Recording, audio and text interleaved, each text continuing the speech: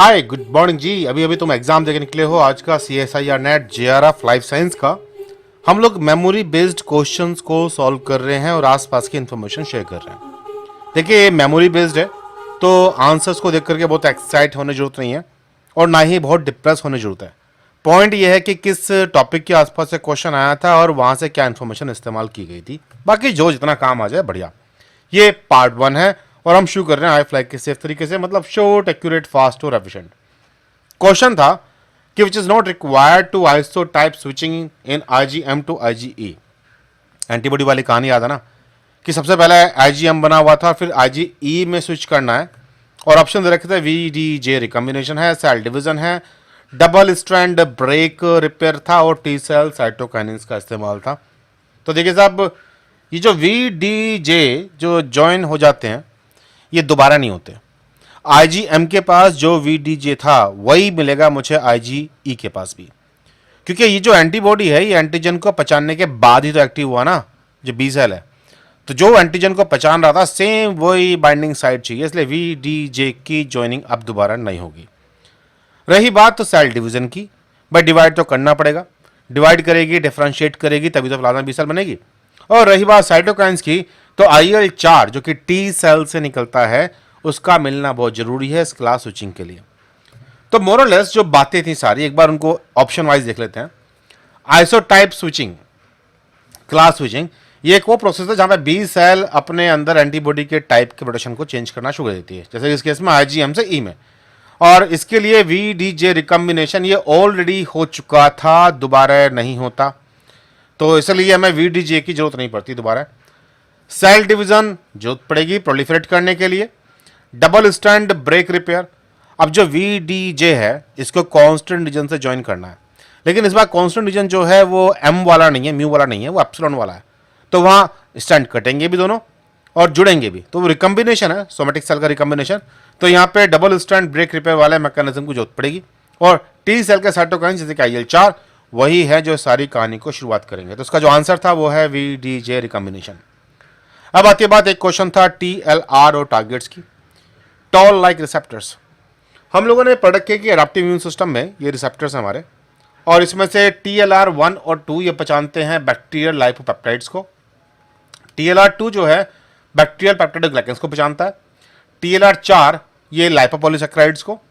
TLR5 bacterial फ्लैजेलेंट protein को। TLR2 और TLR6 मिलकर के बैक्टीरियल लाइपोपेप्टाइड्स को।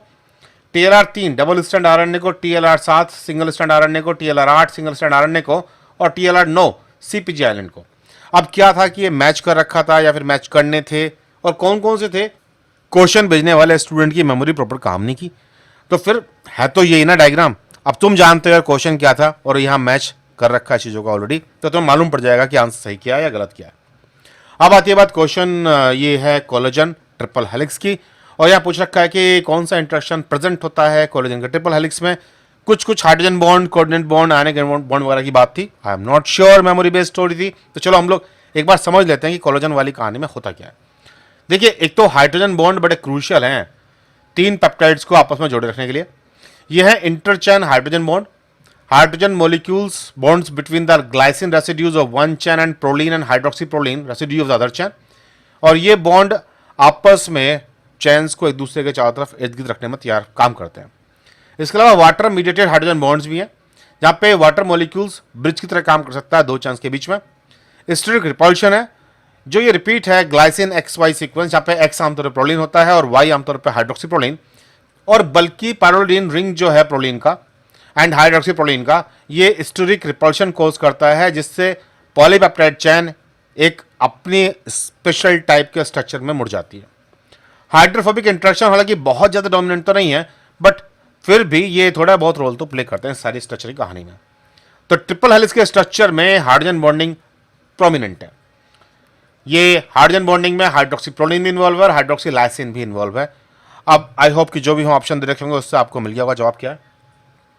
एक क्वेश्चन BER के ऊपर भी था, बेस ऑक्सीजन रिपेयर एंजाइम्स के ऊपर। देखिए वहां जो एंजाइम्स इस्तेमाल होते हैं, एक तो DNA ग्लाइकोसाइलेज से, जिनका जो मेन काम है वो है सबसे पहले उस बेस को काट के बाहर निकालना जो गड़बड़ कर रहा है।